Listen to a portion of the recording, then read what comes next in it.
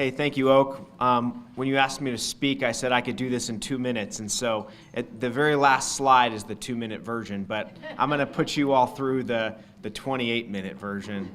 I want you all to put on your unhappy, angry faces, okay? This has been a great conference so far, very inspiring, but I have to speak to you about some really uncomfortable and ugly truths. And that is the fact that in our country today, we criminalize the absence of children from our government education centers or government schools. You can debate whether or not they're getting an education, but they're certainly required to be in the government facilities for school.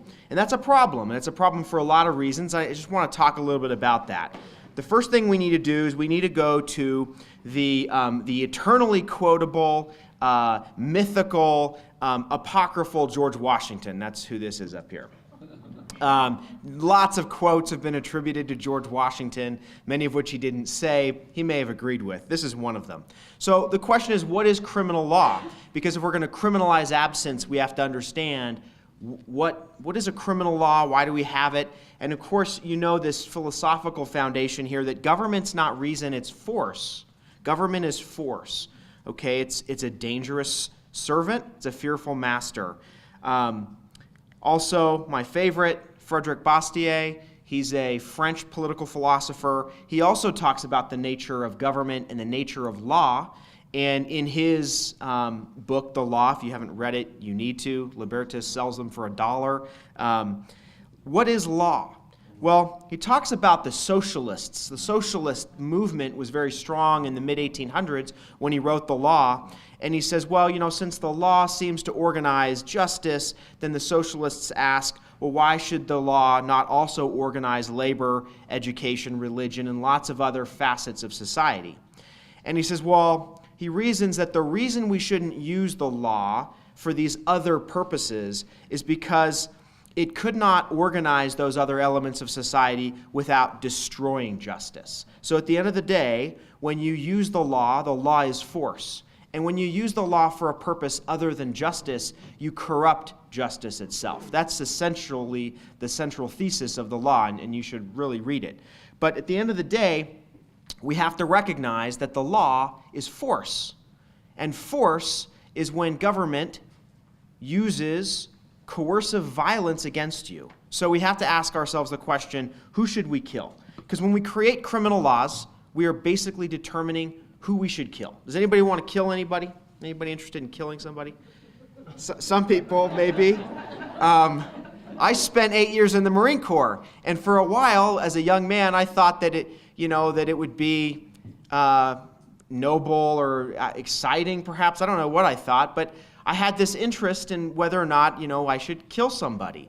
And so, the government sent me to Iraq in 2007. If you'll recall, that was the surge. President Bush wanted to ramp up the level of troops in Iraq to deal with the insurgency in Iraq, particularly in western Iraq, in Fallujah, the Al-Anbar province, which is where I was sent. And so I had to think about this idea, I'm going to go over there and I'm going to kill bad guys. And when I got there, I started thinking, wait a minute, these are other human beings. These are my brothers and sisters in the human family, my brothers and sisters in the eyes of God. Why should I have any desire to kill them?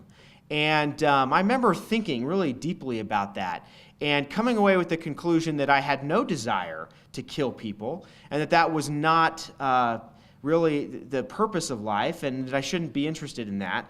And so certainly I understand that if your life is threatened, you can defend your life even to death. But at the end of the day, I don't think any of us are really that interested in killing people, but all of us are doing it because we do it through government. We authorize government on our behalf to go kill people because they use force to coerce others to do things that we want them to do as society. This is the fundamental principle of criminal law in our system of civil justice. And we have to think about this when it comes to creating criminal laws for truancy. And you say to me, Josh, you are crazy. We're not killing anybody over truancy. Well, that's not true. So who should we kill? These are the people that society says we need to maybe kill. But unfortunately, there is even a situation, a story just 2 years ago, where a single mom with a handful of kids, probably more than she could handle, but what parent hasn't felt that way, was literally killed for the truancy of her children. So Eileen Danino in Reading, Pennsylvania, June 2014, single mother of 7, unemployed, definitely impoverished, struggling to make it in life, charged with 55 different charges of her children's truancy. She had 4 kids still left in the house, 2 boys, 1 in high school, 1 in kind of a vocational tech program, and they didn't like to go to school. They weren't passionate. They weren't following these principles we've learned in the last presentation. So because she was unable to pay her fines, the judge actually sentenced her to jail, and she had a lot of health conditions. This is what happens when government takes over your life, and they take custody of you physically, put you in an institution. She wasn't given proper health treatment. She came in complaining of pain. She went through a medical exam when she came into the jail, and she has uncontrolled high blood pressure. She was on blood pressure medication, and the medical staff were directed to check her blood pressure 5 times a day. They didn't do anything, because that's what you can't, she had her liberty stripped from her, and she was placed in a government box where she was under the custody of government for criminal law violations of truancy, and government has a responsibility to make sure that, they let her go in the conditions she came in, but that's not what happened. She complained about some pain. They told her, well, the doctor will see you in the morning, and that didn't happen. Eventually, the next day, she was found unresponsive in her cell and died. It was pronounced dead at the hospital an hour later, but may very well have been dead in her cell. So I just want to play this. The death of a mother locked up at the Berks County Jail over the weekend has some calling for change. The woman died at the jail on Saturday. She was serving a 48-hour sentence for her children's multiple truancy violations. WFMZ's Jennifer Joas is live on the 69 News Sky Deck in Reading with our top story at 5:30. Jen? Well, members of the prison board say the real tragedy here is that truancy is considered a criminal offense, and this woman went to jail because her kids missed school. Inside these jail walls sat 55-year-old Eileen Danino of Reading. She was a mother of 7 children and was serving a 48-hour sentence for something some say shouldn't be a criminal offense. I think the real issue that is highlighted is who belongs in prison. I find it absolutely egregious that in the 21st century we're putting a mother behind bars because her children chose not to attend school. Danino had a total of 55 violations against her for her children missing numerous days of school in both Reading and Muhlenberg Township. Under the law, you can be sentenced to 5 days in jail for every violation. It's something Berks County Prison Board member Christian Leinbach calls insanity and is calling on legislators to change. I think our legislature is too quick to address problems by passing laws. I think in this case they need to step back and say what type of offenses should really be jailable offenses. In my mind, truancy is not one of them. Danino died 24 hours into her sentence. Officials say nothing indicates the death was suspicious. And the autopsy was already performed, and the coroner is waiting on the toxicology reports before he determines the cause of death. Live on the Sky Deck, Jennifer Joas, 69 News. So she died of heart failure. And so you say, well, this is just an edge case, but these are the fundamental principles we have to consider when we create a law that criminalizes being absent from school. And it gets worse. It doesn't just harm parents, it harms kids. There's a story that at the Libertas Institute we came across where a family right here in Utah County in the Alpine School District, in fact, I even think that the daughter for some period of time was in the Lone Peak High School attendance zone, which is important because you had a girl who had depression problems, clinically depressed. She was actively seeing psychiatrists. She was suicidal. She had attempted suicide multiple times. She also had And many of that anxiety that she had was related to her attendance at school and bullying. She also had some other medical issues where she'd injured a leg, in dance or sports or something, and had actually had some surgery and had been recovering. And so because of all of these different medical issues that she was dealing with, she was absent from school a number of times. And I don't know that mom spent a lot of time or was necessarily good at getting all the doctor's notes to the school. I don't know why that would be her obligation, but under the criminal law, essentially that's what happens. So you have this mom who's now been pulled into truancy court with her daughter. And the judge, so the mom is trying to figure out a solution to all of this. And she realizes her daughter is away from school quite a bit. And so she says, maybe the better thing to do is we should homeschool. And the mom actually at the time didn't really know a lot about it or that she could do it, but she had talked to some people and she kind of figured that out. So she goes to the district office and says, hey, I want to homeschool my daughter.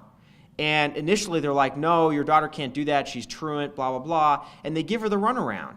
Well, so eventually she actually complies with Utah law, signs the homeschool affidavit. It's basically a single sheet of paper. You put some information on it, sign it, give it to the district, and that at that moment absolves you from the legal requirements of truancy. It exempts you from the truancy statute. That's the way the homeschool law in Utah works. The mom does that. She goes to the school. She turns in the truancy form.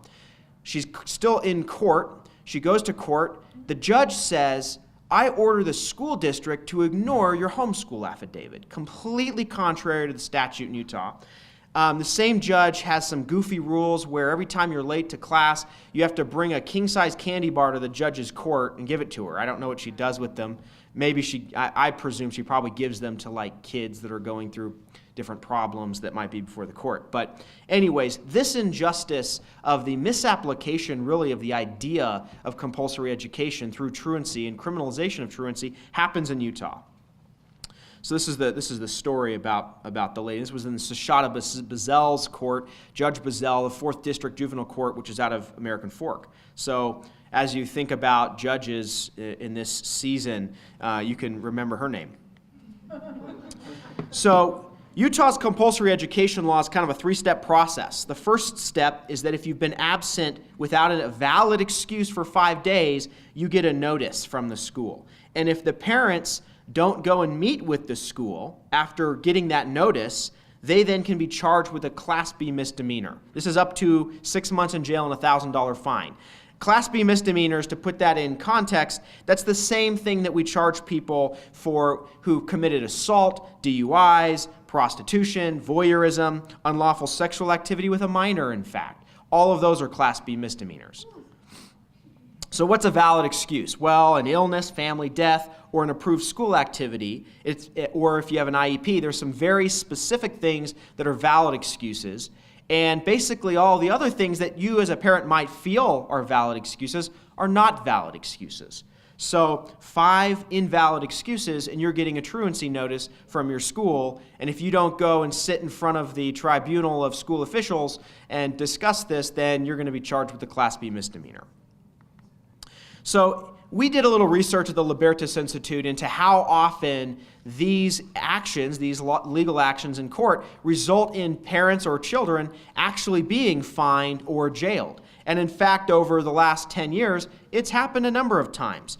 Notably in 2007, the statute for the criminal penalty was put in place through a bill that was sponsored by Representative Hutchings, who was our chief opponent of changes to this law in committee in the last session. So we looked at truancy cases against the youth, and we found the cases, the actual court cases, over 1,000 10 years ago. They've actually dropped off. Part of the reason I think that they've dropped off is the schools have tried to do a better job of kind of catching things ahead of time and finding some alternatives to deal with it.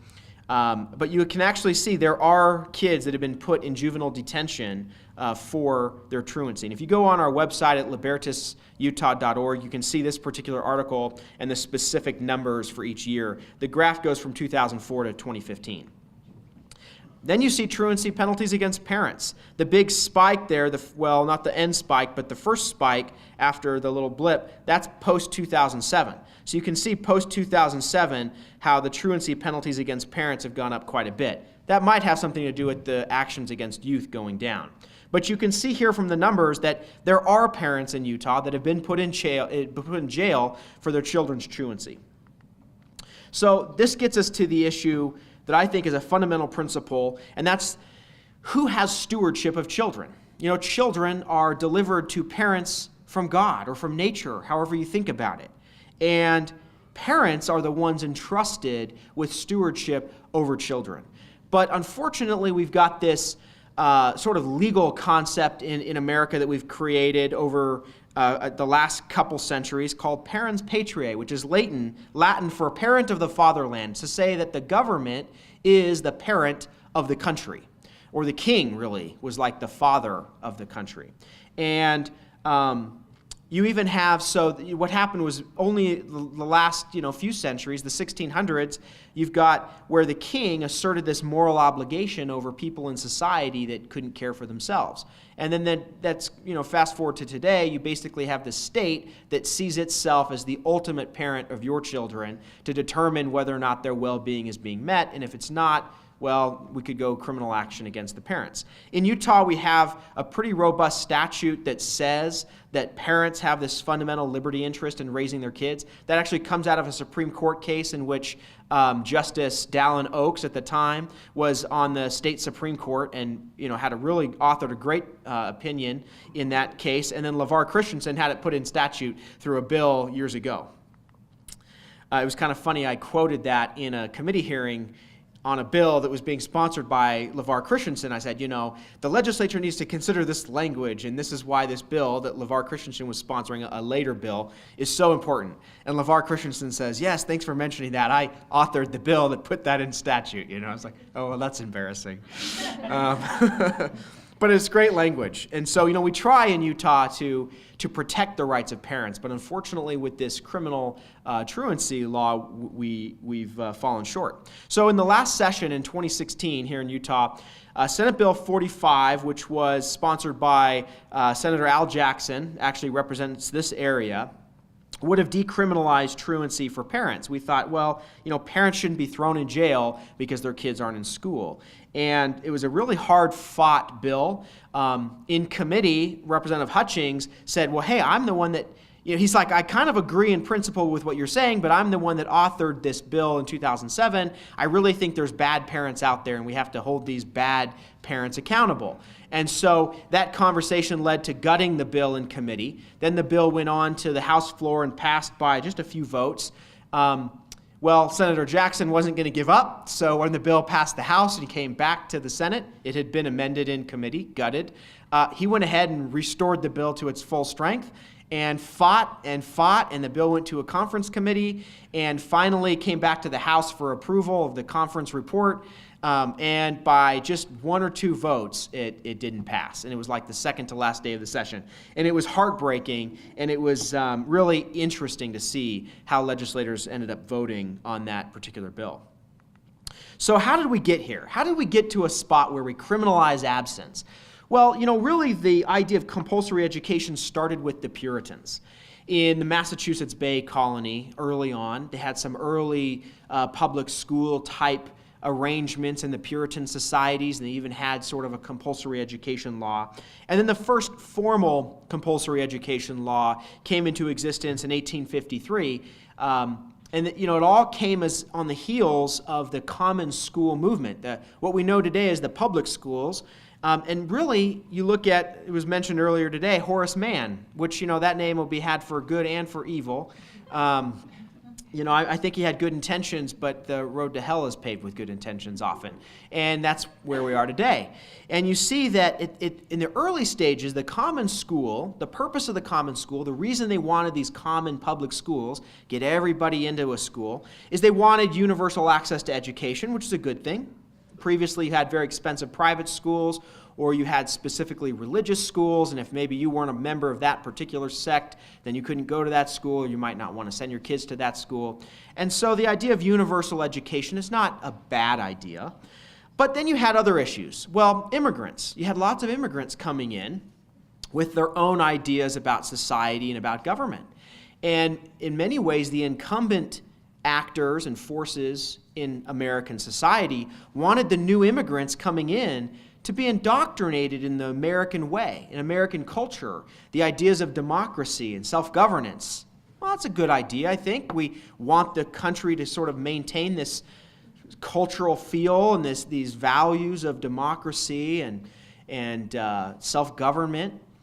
And so, from the very beginning, the purpose of public education, by the very admission of those who were advancing the common school movement, was to indoctrinate people into a predominant viewpoint about government and society. That's something important to tuck away in your mind as we go on. And then you had other issues like child labor laws, where they didn't want kids being exploited by factory owners, and so they figured, well, if we force them all to go to school, then they can't be working in the factory.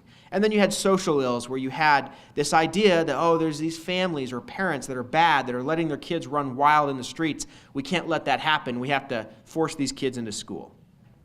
And so this is kind of what led to what we know today of our public school system with compulsory education laws. And by 1918, every state had some form of a compulsory education law. And it's interesting to note that enrollment growth in the schools was correlated to population growth, not compulsory attendance laws. So even though you made it a requirement that kids had to go to school, and it wasn't always criminal, but you had different arrangements and different laws in different states.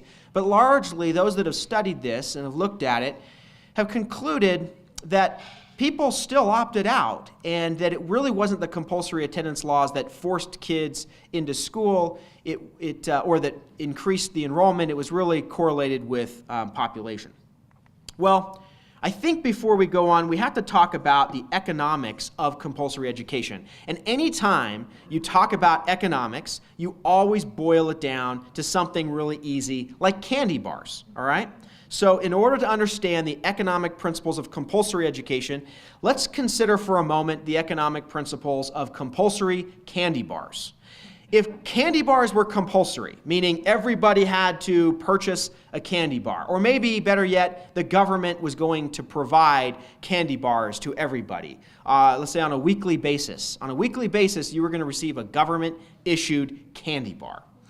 What do you think would happen to candy bars? Would the quality of candy bars go up? Would your choice of candy bar go up? What would happen to the price of candy bars? Or the cost of candy bars?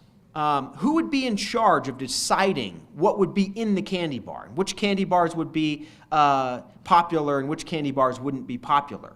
You can start to think about how economic principles might come into play if you had compulsory candy bars. Well, we have compulsory education, and we can see how some of these economic principles have played out. So, for example, you have an artificial increase in demand. Anytime government says everybody will have something, everybody will receive something, you now have an artificial increase in demand. There is no more market in terms of demand for that good. And in this case, it's education. There's no market for education. Everybody will have some.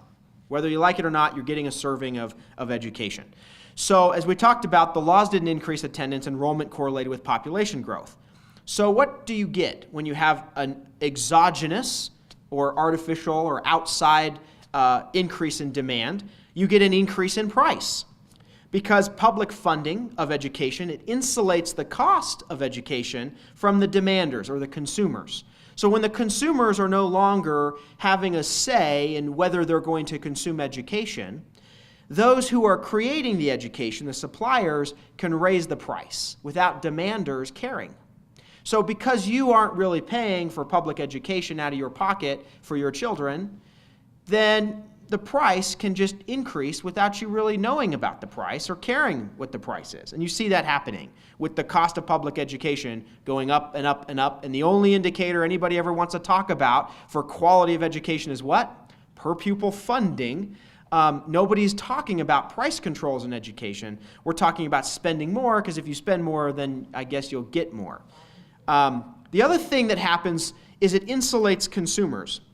So in the public system, it insulates the people who provide education, the teachers and the administrators, from the wishes of students and parents, who are the ultimate consumers of the education. And it insulates suppliers from the market force. So the suppliers of education are the ones that decide They decide which candy bar you get and what's in the candy bar. It's the suppliers who decide the curriculum. It's the suppliers who decide the textbooks. It's the suppliers who decide what the teacher certifications and teacher training will look like. It's the suppliers who make all the decisions. And that doesn't lead to a very good product. So here are some of the social impacts of this economic arrangement.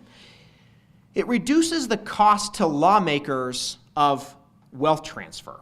Okay, so if I'm a lawmaker and I want to transfer wealth from one sector of society to another sector of society, the people who are going to be upset about that are likely going to dissent, and they're going to create political opposition. It's going to make it hard for me to do what I want to do.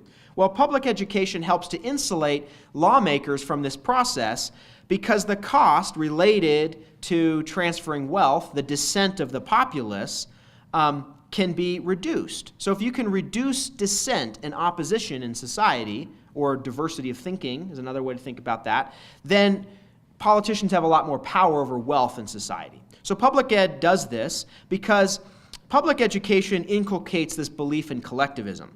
It's through public education that the principles of redistribution, public works, and democracy become brainwashed, so to speak, into the child, so that the American way, this idea of majoritarianism, becomes the way of thinking, and that it becomes the predominant ideology, and it's all created through the government-controlled education. So then what happens is, as government increases because of war and crises and lots of other reasons that we need to have more government and bigger government, what happens is this idea of majoritarianism that gets created and fostered in the school helps government to grow both in power and its ability to transfer wealth and to have control.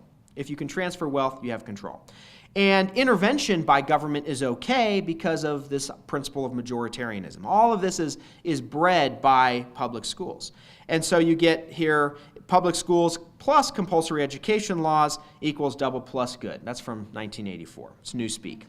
So it benefits educators and politicians, administrators, but it doesn't really benefit the children or the parents.